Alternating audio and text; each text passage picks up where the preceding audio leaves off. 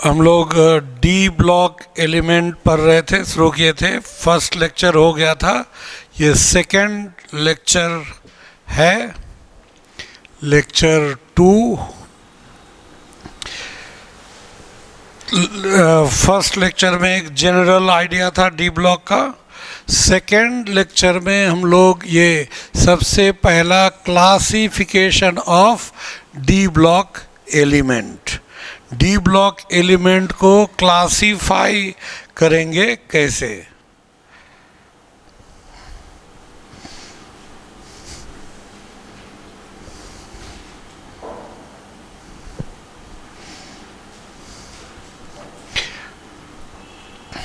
तो D block element को classify करेंगे, किस तरीके से क्लासिफाई करेंगे।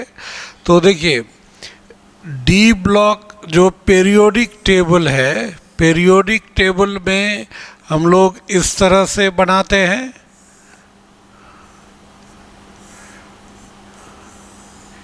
ये पीरियोडिक टेबल का बनावट कुछ इस तरह से है। ये एस ब्लॉक, ये पी ब्लॉक और बीच वाला डी ब्लॉक। नीचे जो होता है वो क्या होता है, एफ ब्लॉक होता है। तो डी ब्लॉक को हम लोग ऐसे, और यहाँ पीरियड ऐसे है, तो ये पहला, दूसरा, तीसरा, फिर यहाँ पर ऐसे हो जाएगा, चौथा, ये पांचवा, और ये 6, 7 ऐसे, और यहाँ पर ऐसे होगा। तो यानी डी ब्लॉक में आपको कितना पीरियड आया, कितना शुरू में बताए थे ना कि इसमें कितने पीरियड आते हैं, 4 लॉन्ग पीरियड। ये वाला, ये और ये, इसी पोर्शन को हटाकर यहाँ रखा गया है। डी ब्लॉक एलिमेंट को क्या कहते हैं, ट्रांजिशन एलिमेंट। और एक ये पीरियड में जितना भी होगा वो एक सीरीज कहलाएगा। ये दूसरा सीरीज है, ये तीसरा सीरीज, और ये चौथा। तो उसी तरह से, और पहला सीरीज जो होगा, और हमने ये भी बताया था डी ब्लॉक एलिमेंट में लास्ट इलेक्ट्रॉन किस में प्रवेश करता है, डी ऑर्बिटल में। तो डी ऑर्बिटल कहाँ से शुरू होता है, 3 से, 3D, 4D, 5D और 6D। तो यहाँ जो एलिमेंट होगा इस सीरीज में, यहाँ इलेक्ट्रॉन किस में बढ़ेगा, इस जगह जो एलिमेंट हम लोग लेंगे, तो यहाँ पर एलिमेंट बढ़ेगा। इस जगह जो होगा, यहाँ पर एलिमेंट जो होगा वो 3D होगा। इस जगह जो एलिमेंट होगा वो क्या हो जाएगा, 4D सीरीज।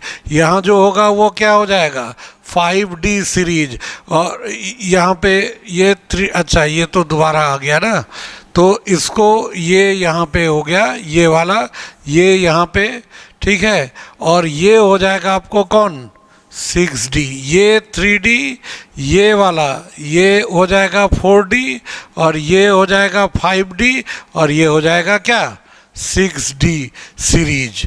तो इसीलिए ये पहला, इसको 3D सीरीज या क्या कहेंगे, फर्स्ट ट्रांजिशन सीरीज। दूसरा क्या होगा, 4D सीरीज या सेकेंड ट्रांजिशन सीरीज, ठीक है। उसी तरह से हम लोग अगर लेंगे, यहाँ पे 5D में बढ़ेगा तो वो थर्ड ट्रांजिशन सीरीज, और 6D में बढ़ेगा तो वो क्या हो जाएगा, फोर्थ ट्रांजिशन सीरीज। यानी डी ब्लॉक एलिमेंट को 4 ट्रांजिशन सीरीज में क्लासिफाई किया गया है। फर्स्ट ट्रांजिशन सीरीज में लास्ट इलेक्ट्रॉन 3D ऑर्बिटल में जाएगा, और उसमें 10 एलिमेंट होंगे। क्यों, क्योंकि डी में तो मैक्सिमम 10 इलेक्ट्रॉन होगा। तो 10 एलिमेंट कहाँ से कहाँ तक, स्कैंडियम से जिंक तक, लगातार 21 से 30। सेकेंड ट्रांजिशन सीरीज में इट्रियम से कैडमियम तक, लगातार 10 एलिमेंट।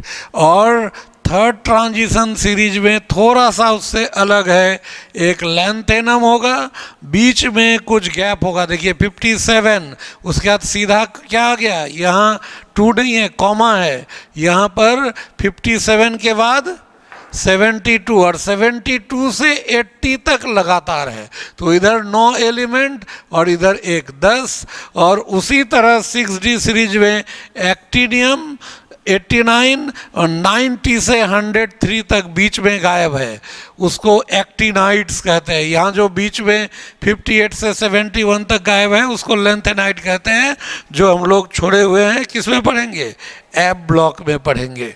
तो एक्टिनियम और उसके बाद रदरफोर्डियम 104 से लेकर कहाँ तक 112 UUB, जिसको एका मरकरी भी कहते हैं या अन बायम कहते हैं। ये 104 एटॉमिक नंबर वाला को हम लोग कुछ जगह आप देखिएगा RF लिखता है, कोई इसको KU भी लिखता है ना। ये रदरफोर्डियम और KU कुर्चैटोवियम ऐसे लिखा जाता है, अलग अलग इसका नाम। तो ये सब नाम जो है, ये नाम में जो फ़र्क है, ये फ़र्क होता है सिर्फ ये नाम का वर्चस्व का लड़ाई, जिसको कह सकते हैं कि अमेरिकन साइंटिस्ट कह रहा है कि नहीं इसको हमने खोजा है, हम अपने अकॉर्डिंग इसका नाम रखेंगे, तो वो रदरफोर्डियम रख दिया, अपने कंट्री के साइंटिस्ट के आधार पर रखेंगे। और फिर रसिया बोला नहीं ये मेरे साइंटिस्ट ने किया है तो उस हिसाब से हम नाम रखेंगे, तो वो कुर्चैटोवियम जैसे है ना, मॉस्कोवियम है ना, मॉस्को रसिया की राजधानी, उसके आधार पर मॉस्कोवियम है ना, टिनेसिन, निहोनियम, ये जो बहुत सारा कंपाउंड, ये एलिमेंट का नाम वो कंट्री के और उस कंट्री के साइंटिस्ट के नाम पर आधारित है। तो ये सिर्फ हम लोग ये समझेंगे कि डी ब्लॉक एलिमेंट को 4 ट्रांजिशन सीरीज में बांटा गया है, 3D, 4D, 5D, 6D, या first transition series, second transition series, third transition series और फोर्थ ट्रांजिशन सीरीज, इसमें बांटा गया है। अब इसका general characteristic of D block element, ये अब हो गया यहाँ से general character, D block element का जनरल कैरेक्टरिस्टिक्स क्या है ना। ये आपके एनसीईआरटी के अकॉर्डिंग है, हो सकता है एनसीईआरटी में जैसे जैसे जो पॉइंट दिया है वो पॉइंट थोड़ा आगे पीछे हो सकता है ना। जो 1 नंबर में है हो सकता है हम यहाँ 2 नंबर, यार इसमें जो 2 नंबर में है हो सकता है हम वो 4 नंबर में बताएं, ठीक है, उस तरह से ये बताया जा सकता है।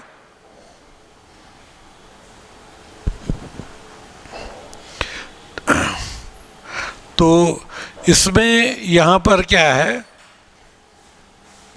इस जगह इसका जनरल कैरेक्टरिस्टिक में सबसे पहले हम लोग लेते हैं क्या,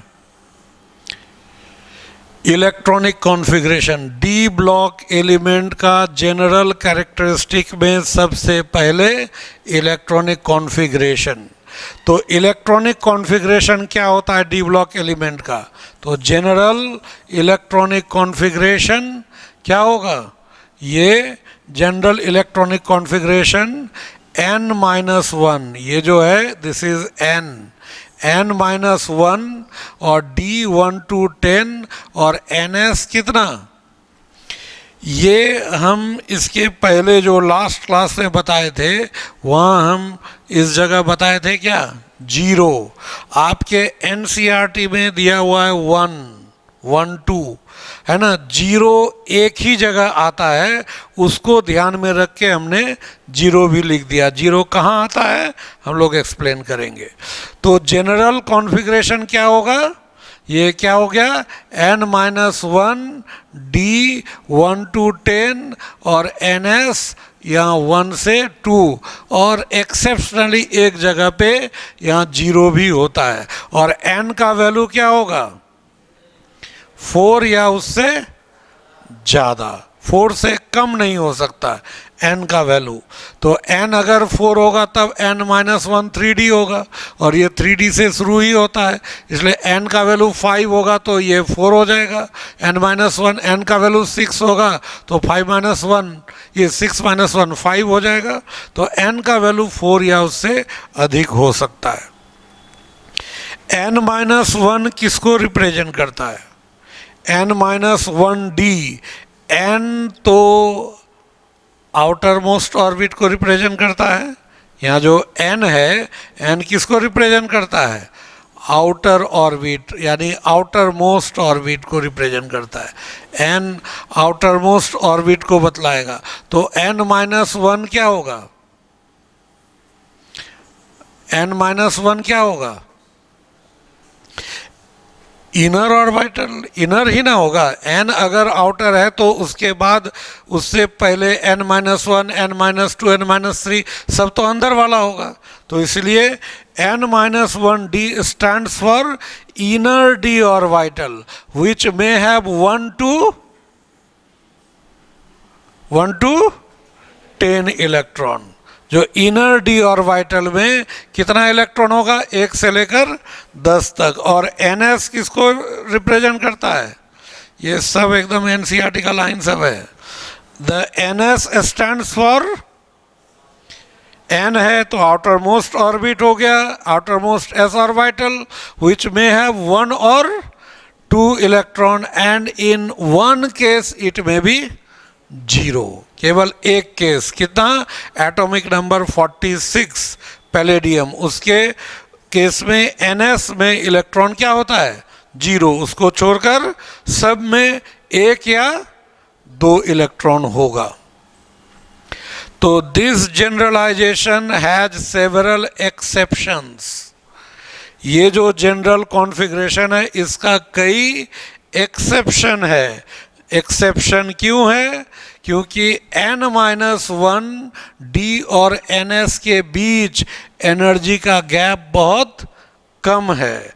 एनर्जी का गैप कम होने के वजह से, मतलब ऐसा कहा जाता है कि n वैलेंस सेल हुआ, तो वैलेंस सेल के इलेक्ट्रॉन को वैलेंस इलेक्ट्रॉन कहेंगे, और बॉन्ड बनाने में, किसी से रिएक्शन करने में केवल यही सब इलेक्ट्रॉन भाग लेंगे, यही ना भाग लेंगे, इसी को भाग लेना है।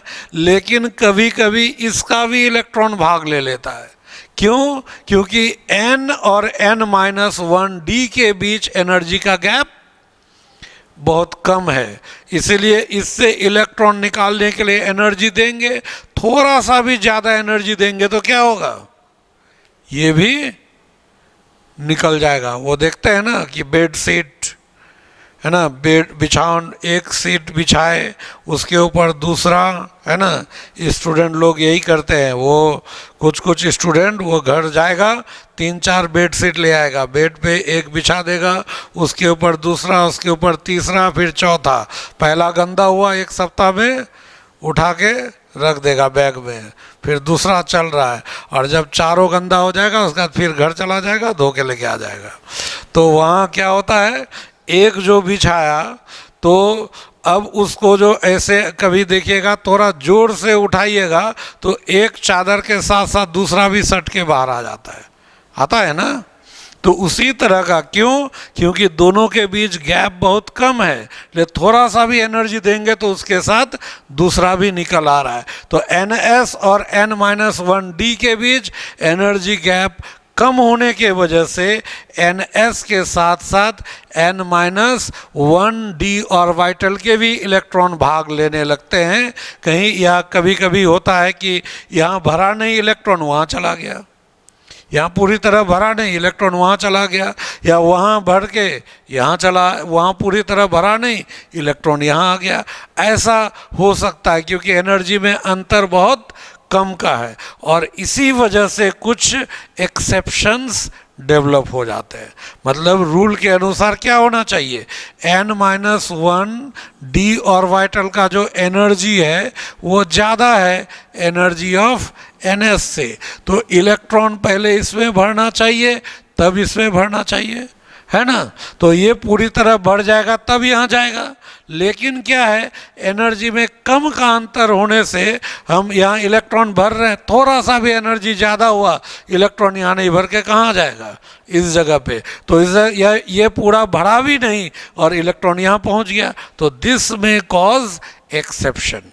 ठीक है, इसीलिए कहा जाता है कि this generalization has several exceptions because of very little energy difference between n-1d and ns orbital। ठीक है,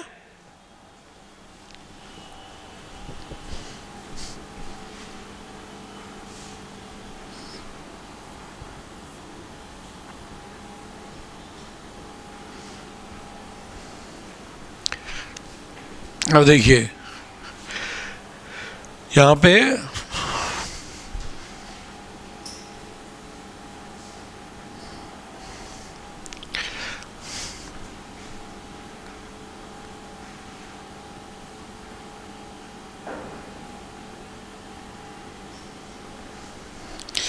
जगह हम लोग लेते हैं क्या, देखिए, the outer electronic configurations of the transition element are given as follows, है ना। ये चार चार्ट है यहाँ पे, ये भी आपको एनसीईआरटी में दिया हुआ है।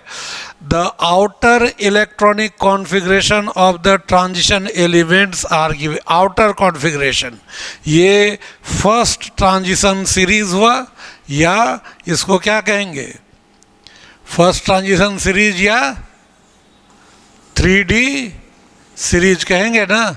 3D सीरीज में एलिमेंट कहाँ से आ रहा था, ये आ रहा था स्कैंडियम से जिंक तक, तो स्कैंडियम, टाइटेनियम, ये वेनेडियम, ये है, और ये जेड क्या है, एटॉमिक नंबर, ये एटॉमिक नंबर 21, 22 इस तरह से 30 तक गया। और ये NS मतलब n का वैल्यू यहाँ 4, और ये n-1d हो गया 3D। तो देखिए इसमें इलेक्ट्रॉन 4s में 2, ये आउटर कॉन्फ़िगरेशन है अंतिम ऑर्बिट का। जैसे एक एग्जाम्पल ले लेते हैं स्कैंडियम का, स्कैंडियम का कितना 21, तो 21 कैसे लिखेंगे, 1s2, फिर क्या 2s2, 2p6, फिर 3s2, फिर 3p6, फिर क्या 4s2 और 3d 1, तो ये आ गया। तो 4s2 यानी 4s में कितना इलेक्ट्रॉन हो गया 2, और d में कितना आ गया 1। ठीक है, उसी तरह से टाइटेनियम में 4s में देखिए 2 ही है, d में 1 बढ़ गया, यानी कौन सा ऑर्बिटल प्रोग्रेसिवली भर रहा है, d ऑर्बिटल प्रोग्रेसिवली भर रहा है, s फिक्स है। ठीक है, यहाँ पर भी देखिए ये 2 है, यहाँ पर क्या हो जाएगा 3, एक एक करके बढ़ रहा है। यहाँ भी ये तो एक्सेप्शनल केस है ना, ऐसे अबव प्रिंसिपल के अकॉर्डिंग क्रोमियम का कॉन्फ़िगरेशन क्या था बताइए, अबव प्रिंसिपल के according 1s2, 2s2, 2p6, 3s2, 3p6, फिर क्या 4s2 और 3d4। अबव प्रिंसिपल के अकॉर्डिंग ये था, जो हुंड्स रूल के अकॉर्डिंग चेंज होकर 4s1 और 3d5 हो गया। इसलिए नियम के अनुसार अबव प्रिंसिपल के अकॉर्डिंग यहाँ भी 2 होना चाहिए और यहाँ 4, लेकिन चेंज हो गया। क्यों चेंज हो गया ये हम लोग आगे एक्सप्लेन करेंगे। फिर देखिए यहाँ पर 2 है, यहाँ 5, ये 2 फिक्स है, ये 6, 2 फिक्स है, 7, 2, 8, यहाँ पर फिर एक्सेप्शन आ गया डी, फिर यहाँ 2, 10। मतलब 1-2 एक्सेप्शन को छोड़कर s ऑर्बिटल में क्या है फिक्स है, 2 इलेक्ट्रॉन, और इलेक्ट्रॉन कहाँ बढ़ता चला जा रहा है d में, है ना। ठीक उसी तरह से आप इसमें देख लीजिए, यहाँ इट्रियम से लेकर कैडमियम तक, 39 से 48 तक। यहाँ भी बिल्कुल वही 4s, यहाँ क्या हो जाएगा, यहाँ 2 1 2 1, यहाँ 2 2। देखिए यहाँ चेंज हो गया। ये सेकेंड ट्रांजिशन सीरीज यानी 4D सीरीज में आपको सबसे ज़्यादा वेरिएशन है इलेक्ट्रॉनिक कॉन्फ़िगरेशन में। इसलिए क्वेश्चन पूछा जा सकता है कौन से ट्रांजिशन सीरीज में सबसे ज़्यादा एबनॉर्मलिटी है इलेक्ट्रॉनिक कॉन्फ़िगरेशन में। तो विच transition series, second transition series और 4D सीरीज में सबसे ज़्यादा एबनॉर्मलिटी। आप देखिए यहाँ NB से लेकर RH तक सब में 1 ही है, और फिर यहाँ भी देखिए 0 हो गया और यहाँ भी 1। तो यहाँ से यहाँ तक तो आपको पूरा क्या है, एबनॉर्मल ही कॉन्फ़िगरेशन है ना। यहाँ से यहाँ तक एबनॉर्मल है, फिर उधर नॉर्मल हो गया। तो सबसे ज़्यादा एबनॉर्मलिटी किस में मिलेगा, सेकेंड ट्रांजिशन सीरीज या 4D सीरीज में मिलेगा।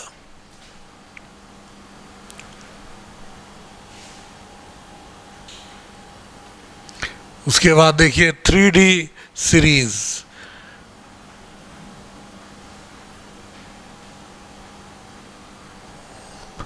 फिर ये थर्ड सीरीज यानी कि ये क्या हो जाएगा, 5D सीरीज। 5D सीरीज में देखिए फिर यहाँ 2 सब में है, यहाँ लास्ट वाले में इन दोनों जगह पे एक्सेप्शन है। और यहाँ आप देखिए 4th सीरीज यानी कि यहाँ पर क्या हो जाएगा, 4th सीरीज यानी 6D सीरीज, इसमें आपको एक्सेप्शन केवल एक ही जगह पे है, यहाँ पे, और कहीं एक्सेप्शन नहीं है ना। तो सबसे ज़्यादा एबनॉर्मलिटी किस में है, 4D सीरीज में, ये ध्यान रहे, है ना, सबसे ज़्यादा।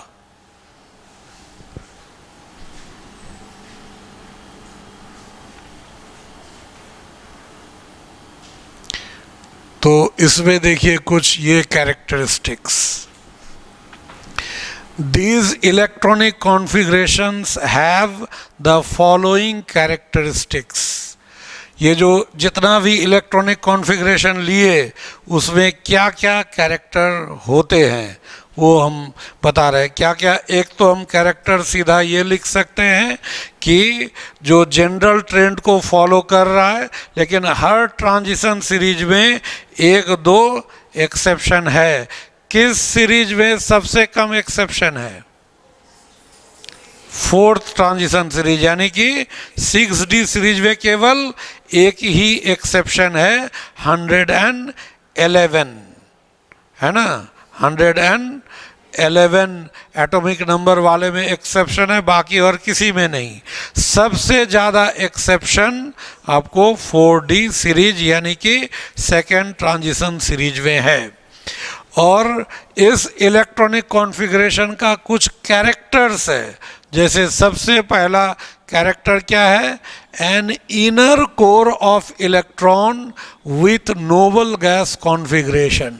इनर कोर किसको कहते हैं, इनर कोर। एग्जाम्पल इसी को देखिए, आयरन का 26, तो इलेक्ट्रॉनिक कॉन्फ़िगरेशन क्या होगा, 1s2 2s2 2p6 3s2 3p6 3d6 4s2, ये होता है ना आयरन का, ये ना कॉन्फ़िगरेशन होता है। कैसे, पहले कहाँ भरेंगे, 1s2 फिर 2s2 फिर 2p6 फिर 3s2 फिर 3p6, तब कहाँ जाएगा 4s2 फिर 3d में 3d6, ये हो जाएगा। तो इसमें ये तो वैलेंट सेल हुआ, ये इनर ये जो होगा यहाँ से अंदर ये वैलेंट सेल, और इसके अंदर वाले को हम लोग क्या कहते हैं, कोर ऑफ द एलिमेंट, ये जानते हैं ना। जैसे कोई भी ये न्यूक्लियस है, first orbit, second orbit, third orbit, fourth orbit, फिर फिफ्थ ऑर्बिट, ऐसे हम लोग लिए। तो मान लीजिए ये लास्ट ऑर्बिट है, लास्ट ऑर्बिट को क्या कहते हैं? बैलेंस सेल, ये जानते होंगे।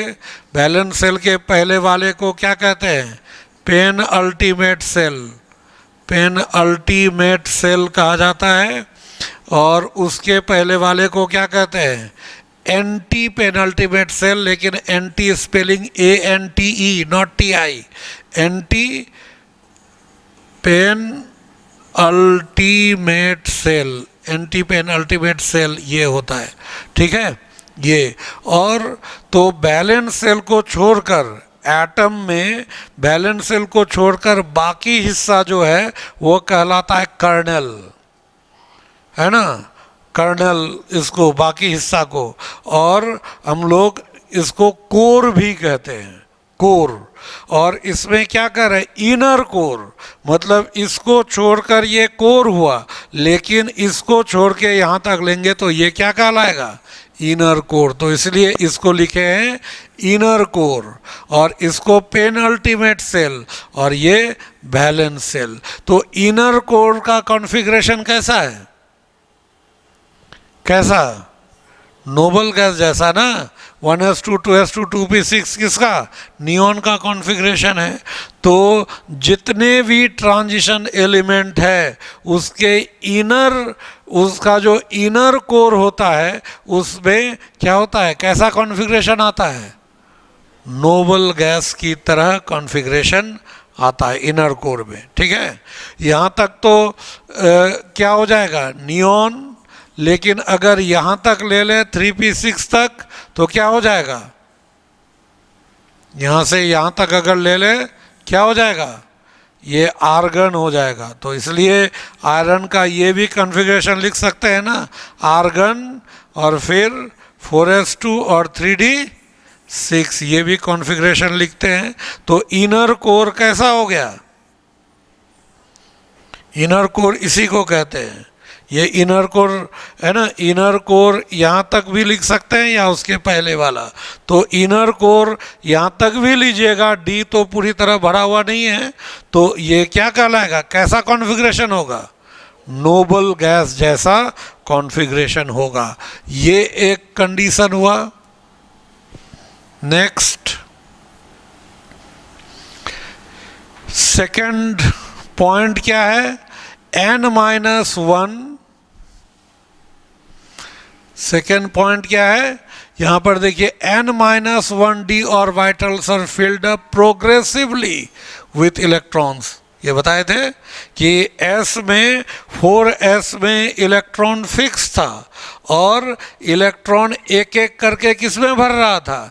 इनर d ऑर्बिटल में। इसलिए n-1d orbitals are filled up progressively with electrons, और most of the members have 2 electron in their valence shell. अधिकतर जितना भी देखिए, है ना, जितना भी आप अगर देखिएगा यहाँ पर सबके बैलेंस सेल में कितना इलेक्ट्रॉन है? देखिए, बैलेंस सेल कौन वाला होगा? बैलेंस सेल ये 4 वाला। यहाँ पर 2 को छोड़कर सब में 2 इलेक्ट्रॉन बैलेंस सेल में। यहाँ पर ये बीच में, यहाँ से NB से AG तक को छोड़कर सब में 2। इधर तो बाकी में देखिए 2, वहाँ लास्ट में 2 एक्सेप्शन, और यहाँ तो 1 को छोड़कर सब में 2 इलेक्ट्रॉन। यानी कि हम लोग ये कह सकते हैं कि यहाँ क्या? Most of the members have 2 electron in their valence shell. यानी अंतिम ऑर्बिट में जितना भी डी ब्लॉक एलिमेंट है, अधिकतर डी ब्लॉक एलिमेंट के अंतिम ऑर्बिट में कितना इलेक्ट्रॉन है? 2 इलेक्ट्रॉन है। लेकिन उसमें कुछ एक्सेप्शन है।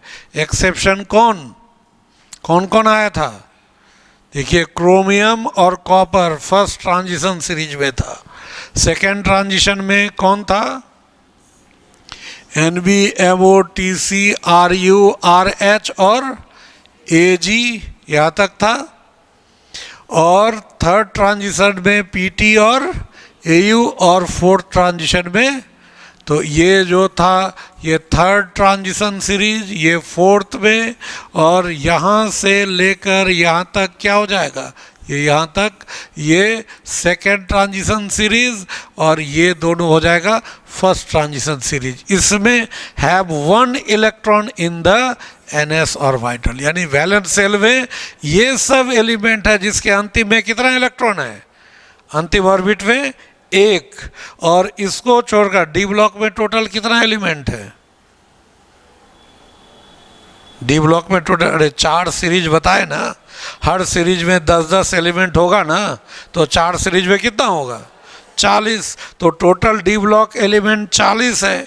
40 में से यहाँ कितना हुआ, 1 2 3 4 5 6 7 8 9 10 11, 11 में 1 इलेक्ट्रॉन, एक ये जो होता है पीडी, उसके has no electron in NS orbital, इसमें नहीं, यानी 12 एलिमेंट में एक्सेप्शन है, उसको छोड़कर बाकी 28 एलिमेंट के बैलेंस शेल में कितना इलेक्ट्रॉन है, 2 इलेक्ट्रॉन है, ठीक है। ये 11 एलिमेंट के वैलेंस शेल में कितना इलेक्ट्रॉन है, 1, और पीडी के वैलेंस शेल में सिर्फ 0, तो ये एक्सेप्शन है पैलेडियम। आगे आएगा PD has no electron in NS orbital, ठीक है, पीडी में उसमें इलेक्ट्रॉन नहीं है। आप देखिए पीडी आपको यहाँ पर इस जगह यहाँ है पीडी, देखिए 5s में इलेक्ट्रॉन है 0, उसमें इलेक्ट्रॉन नहीं है।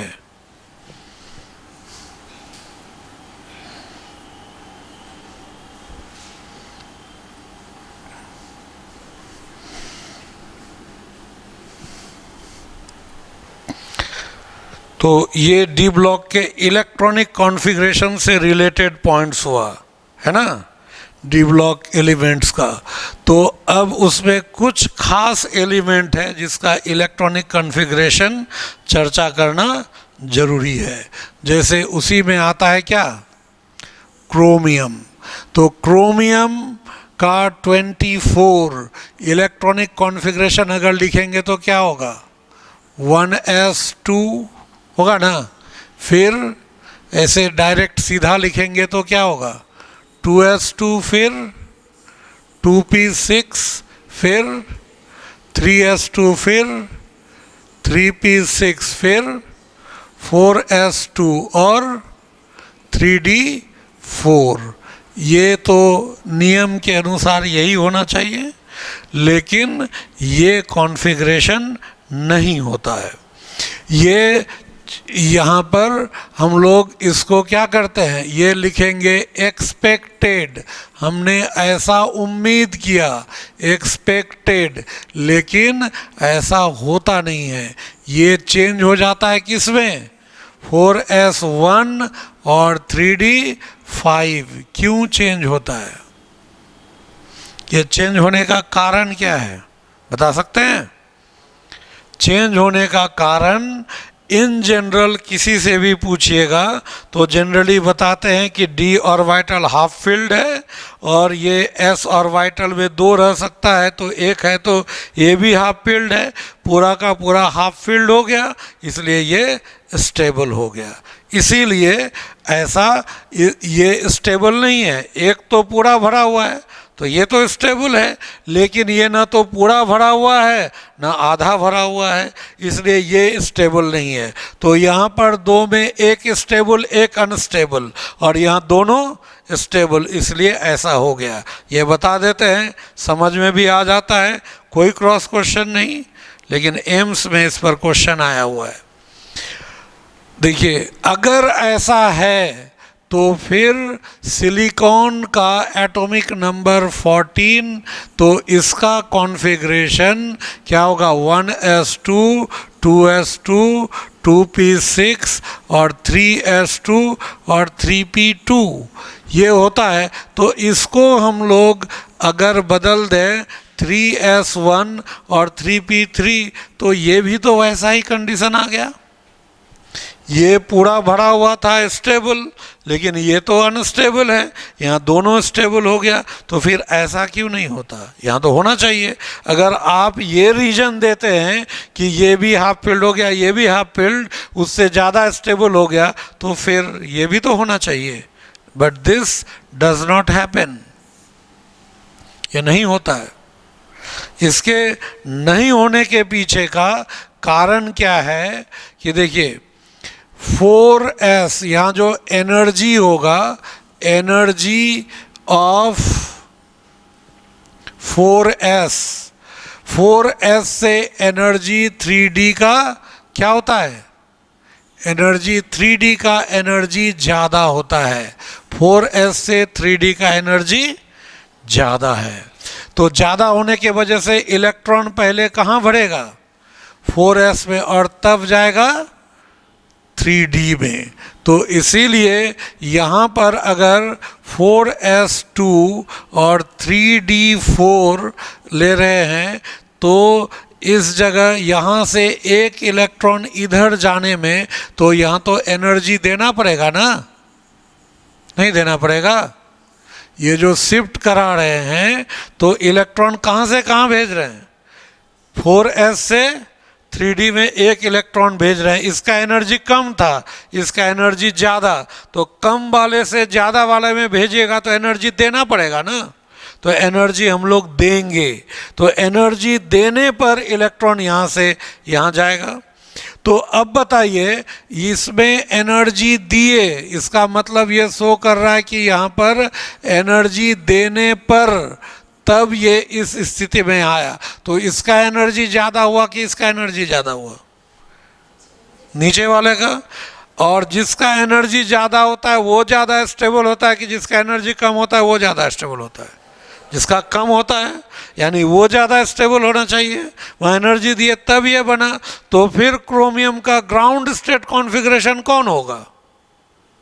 ग्राउंड स्टेट कॉन्फ़िगरेशन, ग्राउंड मतलब मिनिमम एनर्जी स्टेट कौन? ये वाला होना चाहिए, लेकिन नहीं होता। यही है, ये स्पेक्ट्रोस्कोपी से देखा गया है कि क्रोमियम इसी स्टेट में पाया जाता है। तो ऐसा क्यों? तो इसका एक्सप्लेनेशन साइंटिस्ट कैसे देता है कि मान लीजिए 4s से 3d में गया और यहाँ एनर्जी कितना चाहिए? मान लीजिए x जूल चाहिए, मान लीजिए, ठीक है। अब देखिए 3d में कितना ऑर्बिटल? 5 ऑर्बिटल। इसमें 4 इलेक्ट्रॉन है। अगर 3d4 है, 4 इलेक्ट्रॉन है, तो 4 इलेक्ट्रॉन होने से क्या होगा? एक ये बड़ा अद्भुत एक गुण होता है ऑर्बिटल में कि एक किसी भी सब सेल में जो कई ऑर्बिटल हैं उसके इलेक्ट्रॉन अदला बदली करते हैं, एक्सचेंज करते हैं। जैसे नहीं होता है कि मान लीजिए कोई रूम में स्टूडेंट शेयर करके रहते हैं, है ना, लगभग सबका साइज ऑलमोस्ट सेम है, तो अपना कपड़ा अदला बदली कर लेते हैं। कभी उसका शर्ट वो पहन लिया, उसका वो पहन लिया, ऐसा होता है ना। जो चेंज उसी तरह का यहाँ भी है कि इसमें, है ना, यहाँ पर जो होगा तुम्हारा चेंज नहीं हो सकता, तुम्हारे बराबर का कोई नहीं है। तो ये यहाँ पर क्या है, इस जगह क्या होगा कि यहाँ जो हम लोग लेते हैं, इस यहाँ पे ये इलेक्ट्रॉन भी चेंज होता है, एक्सचेंज करता है वो इलेक्ट्रॉन, है ना, कि ये सेम स्पिन वाला इलेक्ट्रॉन अदला बदली कर लेता है। तो ये किसके साथ एक्सचेंज करेगा? इससे। ये किसके साथ एक्सचेंज करेगा? इसके साथ। ये इसके साथ। कितना एक्सचेंज हुआ? 3। फिर ये एक्सचेंज करेगा इसके साथ, तो यहाँ कितना एक्सचेंज होगा? फिर ये एक्सचेंज कर रहा है इसके साथ, ये कितना एक्सचेंज हुआ? 2। फिर ये एक्सचेंज करेगा तो यहाँ कितना होगा? फिर ये अगर एक्सचेंज हम लोग लेते हैं तो यहाँ क्या होगा? फिर ये एक एक्सचेंज करेगा, तो कितना एक्सचेंज हुआ?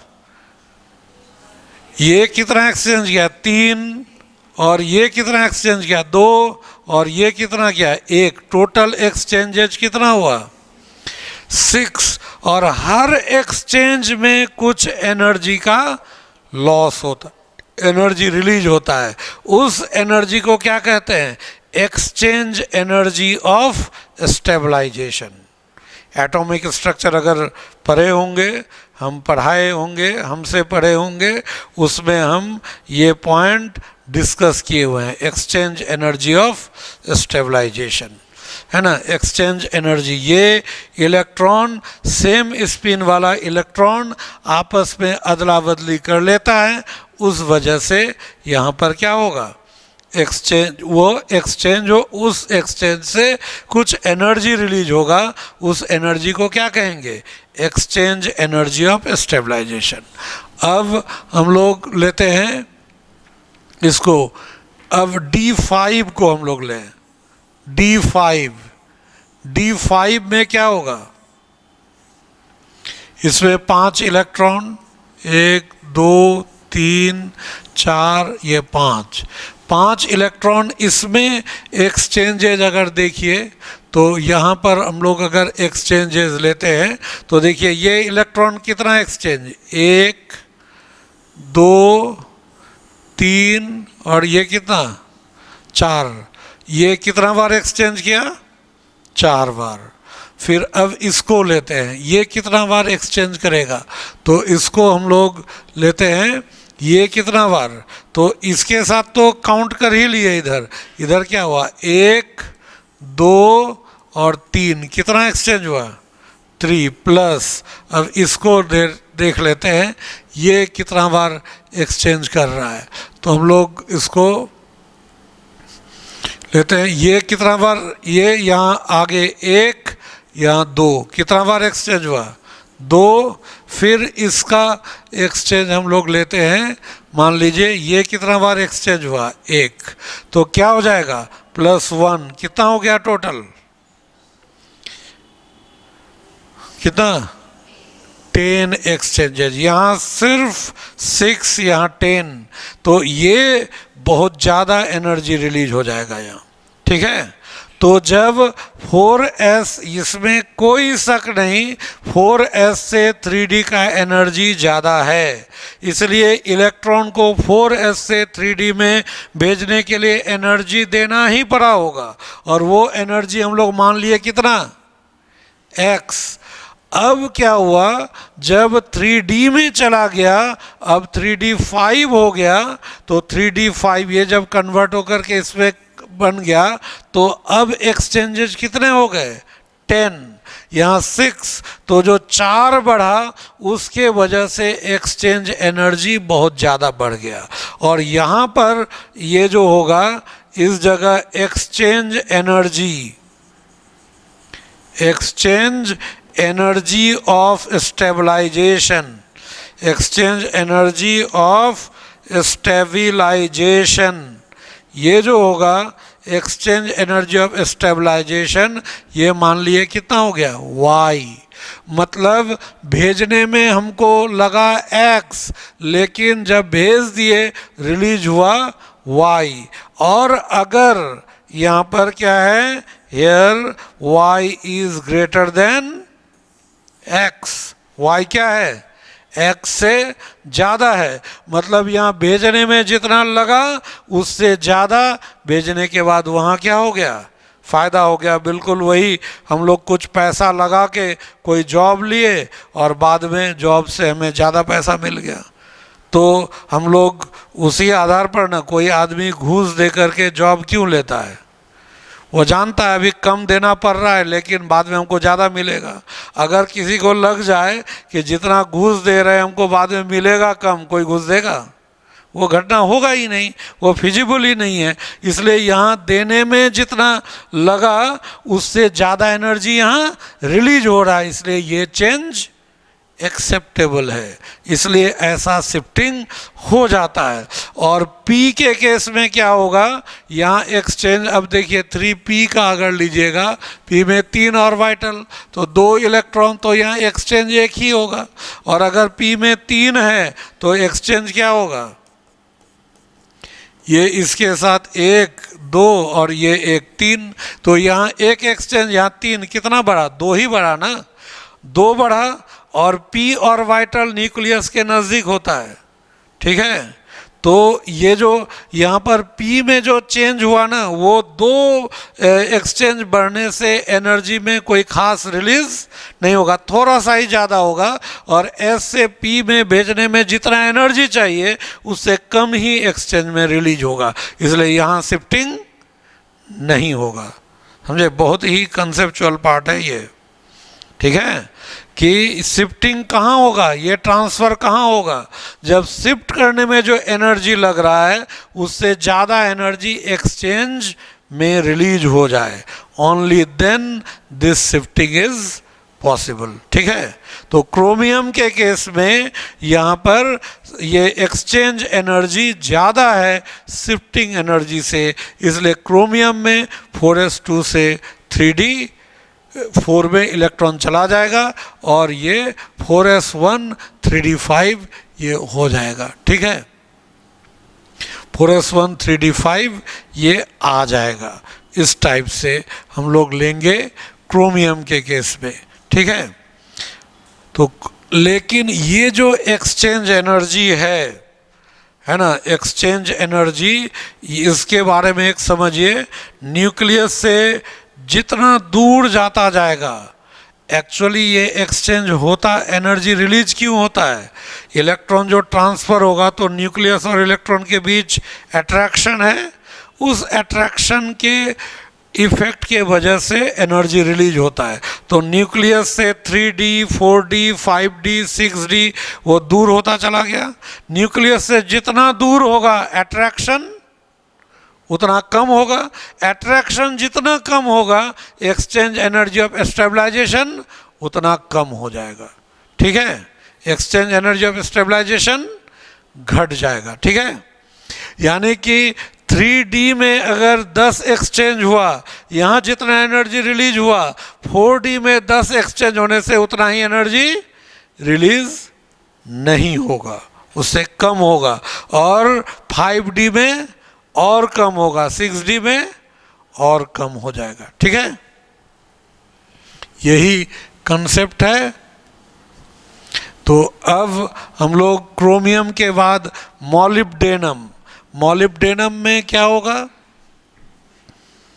आप मॉलिब्डेनम का लीजिए 42, तो इसका कॉन्फ़िगरेशन क्या होगा, 1s2 फिर 2s2 2p 6, यहाँ क्या हो जाएगा 3s2 3p6, फिर क्या हो जाएगा 4s2 और 3d 10, ये 30 हो गया, फिर हो जाएगा 4p 6, ये 36 हुआ, और फिर क्या हो जाएगा 5s2 और 4d कितना, ये 36 और 2 कितना हुआ 38 और 42, तो यह कितना हो जाएगा 4 हो जाएगा ना, होना चाहिए ना ये यहाँ तक। तो यहाँ तक का जो कॉन्फ़िगरेशन होगा ये 36, इसलिए इसको हम लोग क्रिप्टन लिखते हैं, और क्रिप्टन इसी को लिखेंगे क्रिप्टन, और कितना 5s2 और 4d4, ये होना चाहिए किस रूल के अकॉर्डिंग, अवो प्रिंसिपल के अकॉर्डिंग। लेकिन फिर यहाँ भी वही कंडीशन होता है, ये शिफ्ट कर जाता है 5s1 और 4d5 हो जाता है, यहाँ भी ये शिफ्टिंग हो जाएगा। क्या रीजन देंगे, सेम वही रीजन कि यहाँ भी, और ये सब एक्सपेरिमेंटल है, एक्सपेरिमेंट में जो मिला उसके अकॉर्डिंग हम लोग एक्सप्लेन कर रहे हैं। यहाँ बता रहा है कि यहाँ भी वही है कि यहाँ भी exchange energy of stabilization, electron को शिफ्ट करने में जितना लगा एनर्जी उससे ज़्यादा है, इसलिए ये शिफ्ट हो गया। तो यहाँ पर ये अलाउड है। अब हम लोग लिखते हैं टंगस्टन। टंगस्टन का 74, तो क्या हो जाएगा 1s2, फिर 2s2, 2p6, फिर 3s2, 3p6, फिर क्या हो जाएगा 4s2, 3d10, फिर क्या हो जाएगा 4p6, फिर 5s2, फिर क्या हो जाएगा 4d10, कितना हो जाएगा यहाँ तक 38, ये 48 हो गया। 4d, उसके बाद 5p होगा ना, 5p6 कितना हो जाएगा 54, और 5p6 के बाद फिर क्या हो जाएगा 6s2, 54 और 2 56, 6s के बाद कौन आता है 4f 14, ठीक है, और फिर आ जाएगा 5d। तो यहाँ कितना हो जाएगा, यहाँ तक 54, 56 और 14 कितना 70, और 74 यहाँ कितना हो जाएगा 4 हो जाएगा ना। तो 4 अगर लीजिएगा तो यहाँ से यहाँ तक का कॉन्फ़िगरेशन 5p6 तक 54, तो क्या हो जाएगा जेनॉन हो जाएगा, ये जेनॉन 54। और जेनॉन के बाद हम लोग लिखेंगे 4f14 को पहले लिख देते हैं, फिर यहाँ 6s2 और 5d4 हो जाएगा। तो यहाँ पर ये उसी तरह का कंडीशन आ गया, तो ये क्या चेंज होना चाहिए, क्या हो जाएगा 6s1 और 5d5 होना चाहिए ना, होगा, लेकिन ये नहीं होता है, ये यहाँ नहीं होता है। और यही एम्स में क्वेश्चन पूछा है। क्वेश्चन क्या दिया है कि क्रोमियम, मॉलिब्डेनम और टंगस्टन तीनों एक ही ग्रुप में है, तो क्रोमियम का कॉन्फ़िगरेशन दे दिया है क्वेश्चन में ही, मॉलिब्डेनम का भी दे दिया है, और कह रहा है टंगस्टन का कॉन्फ़िगरेशन क्या होगा, ठीक है। और टंगस्टन का कॉन्फ़िगरेशन में वो क्या लिखता है, वो इसको लिखता है, इसको नहीं लिखता है, ठीक है। यहाँ पर टंगस्टन का उसी तरह से, टंगस्टन में देखिए 2 और 4 है ना, 2 और 4, तो ये यहाँ नहीं होता है। क्यों नहीं होता, क्या रीजन दीजिएगा। सेम वही चीज़ कि यहाँ इधर नहीं गया होगा, इसका मतलब शिफ्ट करने में जितना एनर्जी चाहिए, एक्सचेंज एनर्जी उससे कम है। शिफ्ट करने में जितना चाहिए उससे ज़्यादा एक्सचेंज में निकल जाता, तब तो शिफ्ट हो जाता। तो यहाँ उतना एनर्जी एक्सचेंज में रिलीज ही नहीं हुआ, इसलिए इलेक्ट्रॉन वहाँ शिफ्ट नहीं हुआ। आया समझ में, ठीक है। इसीलिए यहाँ पर तो इसमें ये घटना नहीं घटती है। The reason is that the exchange energy of stabilization is less than the energy required to shift electron from 6s to 5d। इसमें भरने में, शिफ्ट करने में जितना एनर्जी चाहिए उससे कम रिलीज हुआ एक्सचेंज में, और बाकी सब में क्या था, एक्सचेंज में ज़्यादा रिलीज हुआ, शिफ्ट होने के लिए कम चाहिए, इसलिए वहाँ शिफ्टिंग हो गया, ठीक है। तो ये कंडीशन है। तो ये हो गया।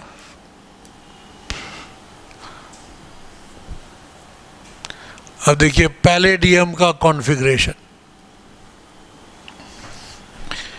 पैलेडियम 46, इसका कॉन्फ़िगरेशन लिखिएगा तो क्या होगा, जैसे 1s2, फिर 2s2, 2p6, फिर क्या हो जाएगा 3s2, 3p6, फिर 4s2, फिर 3d10, ये तो हो जाएगा 30, फिर 4p6 और फिर 5s2 और 4d10, 8, क्योंकि यहाँ 2 2 4 6 10 2 12 6 18 2 20 और 10 30 6 36 38 हो गया और 8 46 46 हो जाएगा ना। 2 2 4 6 10 12 18 20 30 36 38 8 46 ये होगा। लेकिन यहाँ पर ये चेंज हो जाता है और ये कन्वर्ट हो जाता है किसमें, 5s0 और क्या हो जाएगा 4d 10 हो जाता है। ये एकमात्र ऐसा कंडीशन है यहाँ दो दो इलेक्ट्रॉन शिफ्ट कर जाता है कहाँ, 5s से 4d में शिफ्ट कर जाता है। तो अब बताइए फर्स्ट ऑर्बिट में कितना इलेक्ट्रॉन, तो इसका कॉन्फ़िगरेशन 2, सेकेंड ऑर्बिट में कितना 8 और थर्ड ऑर्बिट में कितना, थर्ड में ये और ये जोड़ेंगे 2 6 और 10 कितना 18। फोर्थ ऑर्बिट में कितना 2 और 6 8 और ये 5 तो 0 हो गया 10 कितना हो जाएगा 18। देखिए पैलेडियम के अंतिम ऑर्बिट में कितना इलेक्ट्रॉन है 18। This is the only element which has 18 electron in its valence shell, और किसी में नहीं है। क्योंकि बोर-ब्यूरी स्कीम कहता है किसी भी एटम के अंतिम ऑर्बिट में 8 से ज़्यादा इलेक्ट्रॉन हो ही नहीं सकता, और यहाँ 18 है। This is the exception to Bohr Bury scheme. तो 10 क्या लिख सकते हैं कि palladium is the only element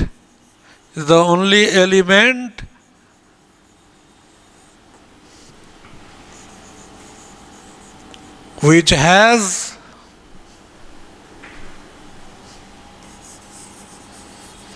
18 electrons in its valence shell. इसके वैलेंस सेल में क्या है 18 इलेक्ट्रॉन है, और ये है exception to Bohr Bury scheme.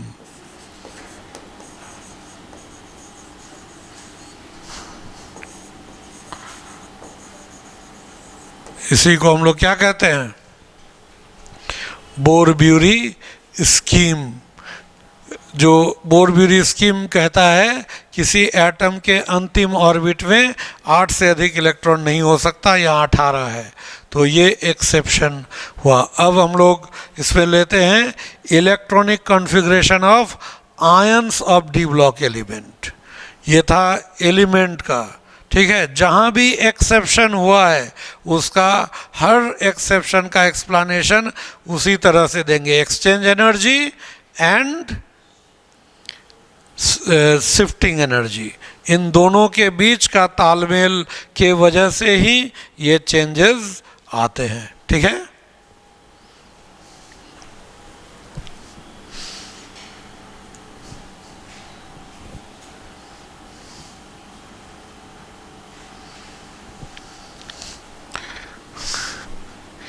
Electronic configuration of ions of D block elements.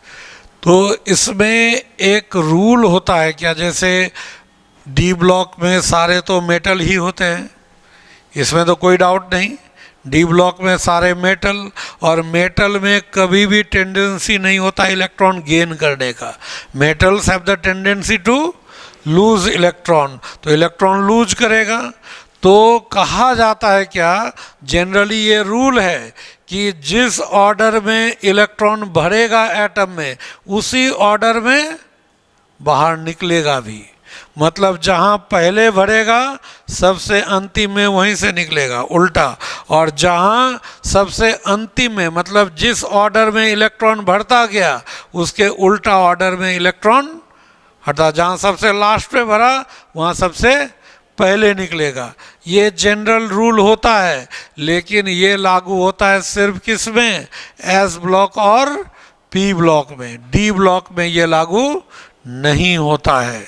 D block में ये अरेंजमेंट, इसमें सीधा हम लोग को ये समझना चाहिए, इसका बहुत बड़ा रीजन है भी, अगर बताए भी थे कि हम लोग जो एनर्जी का ऑर्बिटल का जो एनर्जी लेते हैं ऑफ प्रिंसिपल में, वो ऑर्डर कब का है?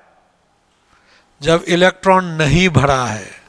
इलेक्ट्रॉन भरने पर ऑर्बिटल का एनर्जी चेंज हो जाता है। इलेक्ट्रॉन जब तक नहीं भरा है तब तक 4s से एनर्जी 3d का ज़्यादा है। ये कब? जब ये दोनों खाली है। लेकिन जब दोनों में इलेक्ट्रॉन बढ़ जाएगा तो 3d का कम हो जाएगा और 4s का एनर्जी ज़्यादा हो जाएगा। ठीक है, इसीलिए जब निकालना होगा तो यहाँ से निकालेंगे, अब भरना होगा तो खाली में ना भर रहे हैं, तो भरते समय ये ऑर्डर देखना होगा, निकालते समय इस ऑर्डर को देखते हैं। ठीक है,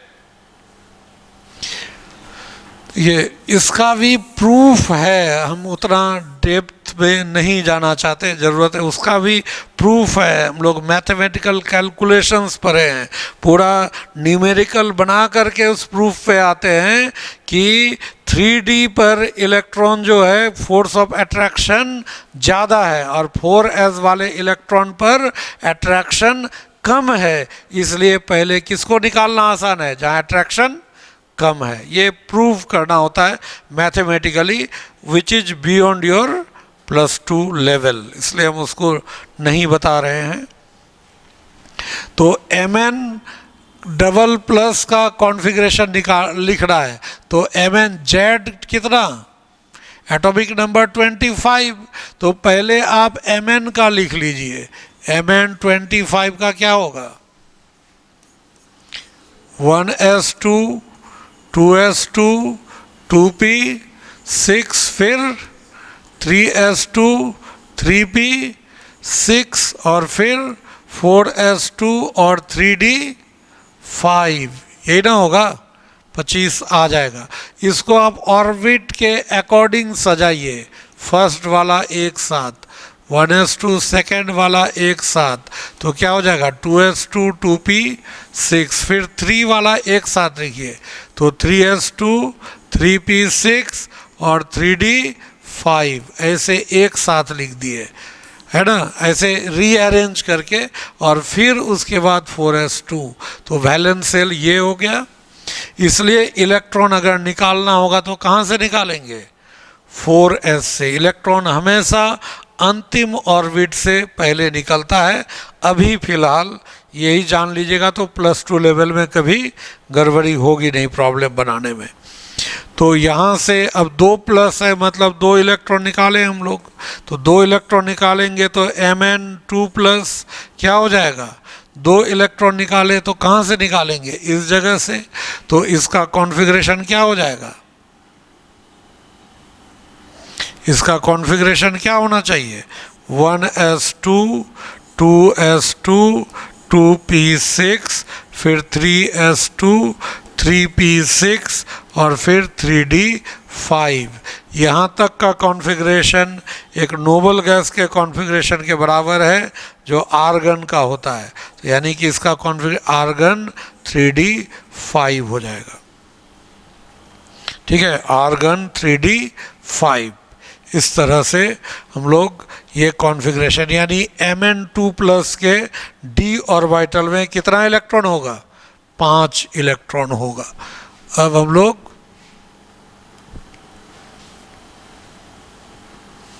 इसका लिखते हैं, क्या होगा? Mn7+, इसमें कितना? तो 7, तो फिर Mn का कॉन्फ़िगरेशन पहले लिख लीजिए, 25 कितना? तो सीधा हम लोग ऐसे अब लिख सकते हैं, आर्गन और 4s2 और 3d5। इसी को हम लोग सजाकर अगर लिखेंगे तो क्या हो जाएगा? आर्गन और 3d को पहले लिख लीजिए और यहाँ 5 और 4s2। इलेक्ट्रॉन कितना निकालना है? +7 है 7, 7 इलेक्ट्रॉन। तो 7 इलेक्ट्रॉन निकालेंगे कहाँ से? यहाँ से पहले 2 निकालेंगे, फिर यहाँ से 5, यानी Mn जो 7+ होगा उसमें कॉन्फ़िगरेशन सिर्फ आर्गन जैसा होगा, यानी इसके d ऑर्बिटल में इलेक्ट्रॉन नहीं होगा। ऐसा भी क्वेश्चन पूछा है, which of the following ions have no electron in d orbital? किस आयन के d ऑर्बिटल में इलेक्ट्रॉन नहीं है? तो उसमें Mn इस तरह से लिखेंगे। सभी आयन का जो आपको चॉइस में दिया है जिसमें d में इलेक्ट्रॉन नहीं है वही आंसर होगा, ठीक है। अब Fe++ इसका क्या होगा? तो पहले Fe का लिखेंगे हम लोग, है ना। पहले हम लोग किसका लिखेंगे? Fe 26 का क्या हो जाएगा? आर्गन और 4s2 फिर 3d6। इसको रीअरेंज करके लिखे तो क्या होगा? आर्गन 3d6 और 4s2 ऐसे। अब यहाँ 2 इलेक्ट्रॉन, तो 2 इससे इलेक्ट्रॉन निकालेंगे, कहाँ से निकालेंगे? 2 इलेक्ट्रॉन हम कहाँ से निकालेंगे? 2 इलेक्ट्रॉन s से। तो कितना क्या हो जाएगा? यानी कि आर्गन और 3d6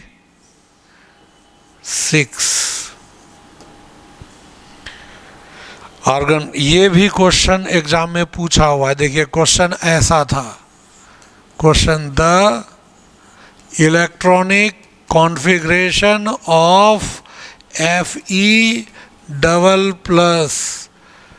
है ना, इज, पहला चॉइस दिया था कि आर्गन 4s2 3d6, दूसरा दिया आर्गन 4s2 3d4, तीसरा दिया आर्गन और यहाँ 4s1 और 3d5, और चौथा चॉइस दिया गया था आर्गन और 3d6। बताइए कौन सा होगा? लास्ट वाला ना, ये एग्जाम में पूछा हुआ है क्वेश्चन आयरन का। उसमें देखिए हम लोग इसमें ऐसा क्यों दिया हुआ है, देखिए कहाँ कहाँ गलती कर सकते हैं। 26 हम लोग एक तो ये कंसेप्ट जानते हैं ना, दिमाग में है कि किसी भी एटम से इलेक्ट्रॉन हटाने या जोड़ने से एटॉमिक नंबर में कोई चेंज नहीं होता। तो लग रहा है कि 2+ है तो एटॉमिक नंबर में तो चेंज नहीं होगा, तो 26 होना चाहिए, तो यही हो जाएगा जिसके दिमाग में ये है। दूसरा कि नहीं, आयरन में 26 है, 2 इलेक्ट्रॉन निकाल लिए तो 24 हुआ। 24 किसका होता है? क्रोमियम का। तो क्रोमियम का तो ऐसा कॉन्फ़िगरेशन होता है, आयरन से 2 इलेक्ट्रॉन निकाल लिए, 26 से 2 24 किसका? क्रोमियम। तो क्रोमियम जैसा होना चाहिए। तो जिसके दिमाग में ये आएगा इसको टिक कर देगा, और जिसके दिमाग में आएगा नहीं लास्ट में यहाँ भरा है तो इलेक्ट्रॉन यहाँ से निकलेगा, तो उस हिसाब से कौन आ जाएगा? बी, है ना। सब आंसर आ रहा है और एक्चुअल है कि लास्ट ऑर्बिट से निकलेगा तो ये। तो कुछ भी इधर उधर सोचिएगा, हर तरह से वहाँ चॉइस प्रेजेंट है। तो आयन का सिंपली कॉन्फ़िगरेशन लिखने में हम लोग को ध्यान क्या रखना है? इलेक्ट्रॉन जब भी हटाना है अंतिम ऑर्बिट से हटाना है। ये आयरन अगर Fe++ का होगा तो क्या करेंगे?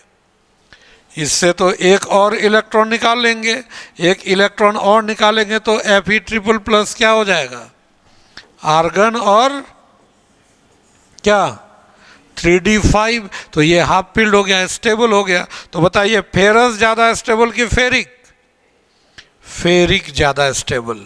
इसीलिए क्या होता है, हवा में, एयर में जो आयरन है, फेरस है, एयर में अपने आप ऑक्सीडाइज होकर किस में कन्वर्ट हो जाता है? फेरिक में। इसलिए फेरस होता है ग्रीन कलर का और फेरिक होता है ब्राउन कलर का, है ना। ये अपने आप एयर के कांटेक्ट में ऑक्सीडाइज होकर फेरिक में कन्वर्ट हो जाएगा। And this is the reason, जैसे केला को छील के आप छिलका फेंक दीजिए या केला को रख दीजिए छिल के, कैसा ब्राउन हो जाता है? केला में आयरन है और जो जिस भी फूड स्टफ में आयरन है वो फेरस स्टेट है, जो हमारे लिए यूजफुल है। फेरिक यूजफुल नहीं है, ये इनसॉल्युबल है, यूजफुल नहीं है, ये हानिकारक है। तो क्या होगा, जितने भी फ्रूट्स और ग्रीन वेजिटेबल हैं सब में आयरन किस फॉर्म में है, फेरस। और जब एयर के कांटेक्ट में आएगा वो किस में कन्वर्ट कर जाएगा, फेरिक, और वो हो जाएगा ब्राउन कलर का। इसलिए जितना भी फ्रूट्स को काट करके आप छोड़ दीजिए कुछ देर बाद ब्राउन हो जाता है। क्यों होता है ब्राउन, फेरस फेरिक में कन्वर्ट हो गया।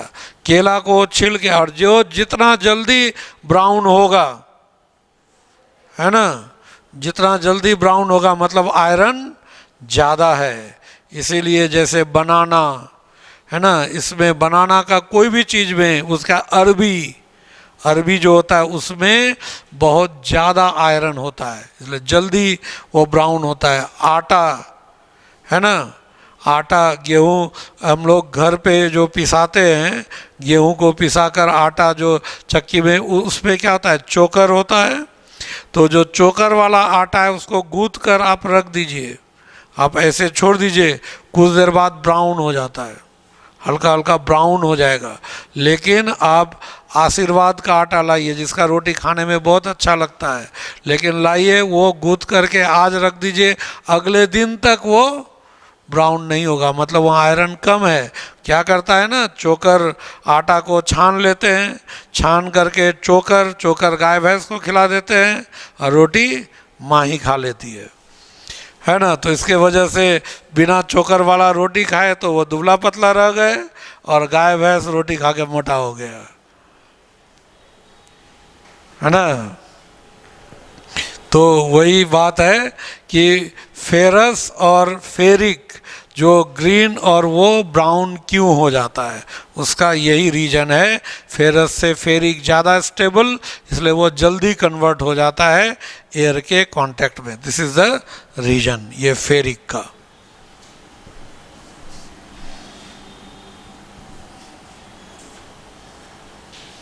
तो Fe++ का हो गया।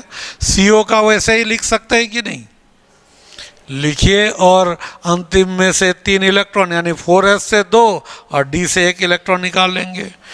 Ni++ Ni का लिखेंगे और 4s से 2 इलेक्ट्रॉन निकाल लेंगे। Cu+ 4s, Cu का क्या होता है, Cu का 29, तो Cu का 29 है, तो कॉन्फ़िगरेशन क्या, आर्गन और 4s1 और 3d10, तो 1 इलेक्ट्रॉन यहाँ से निकलेगा, इसलिए 1 इलेक्ट्रॉन निकला, Cu+ हुआ तो कितना हो जाएगा, आर्गन और 3d10। और Cu++ का क्या होगा, 1 इलेक्ट्रॉन और निकाल दीजिए, तो Cu++ का निकलेगा, क्या होगा, आर्गन और 3d9। But here there is peculiarity here in this case, water में, इन वाटर, ये हम लोग पढ़ेंगे भी इसमें, इन वाटर Cu+ से ज़्यादा स्टेबल होता है कौन, Cu++। ये एक देखिए यहाँ भी एक्सेप्शन आ गया, इस जगह D10 पूरा भरा हुआ, तो ये ना ज़्यादा स्टेबल होना चाहिए, लेकिन ज़्यादा स्टेबल Cu++ हो जाता है। इसको हम लोग E0 सेल से एक्सप्लेन करते हैं, इसी चैप्टर में आगे पढ़ना है, ठीक है। तो ये हो गया इलेक्ट्रॉनिक कॉन्फ़िगरेशन के बारे में, ठीक है। नेक्स्ट प्रॉपर्टीज़ इसमें आएगा एटॉमिक रेडियस, वो हम लोग फिर अगले क्लास में पढ़ लेंगे, ठीक है। Thank you.